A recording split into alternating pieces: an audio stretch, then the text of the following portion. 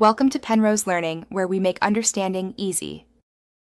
You start by linking your Google form directly to a Google Sheet because Sheets is the bridge to Excel.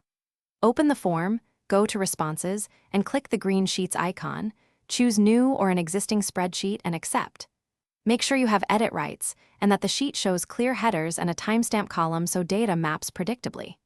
Once done, entries will appear in real time, which lets you clean and transform inside Sheets before exporting to Excel. Next, prepare the data for Excel by cleaning and transforming inside Sheets. Create a separate Sheet tab to preserve raw responses, and use Filter or Query to normalize rows, rename headers, and remove stray metadata. If responses are in another spreadsheet, use IMPORTRANGE to consolidate.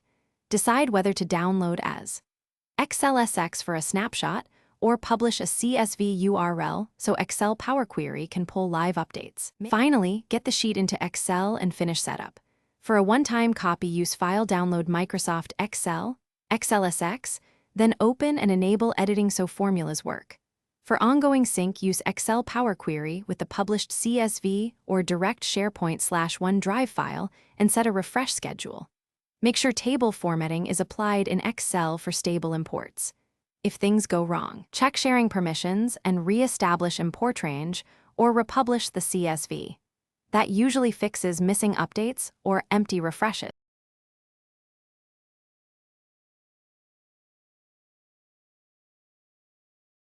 Thanks for watching. If this was helpful, leave a like and consider subscribing. See you next time.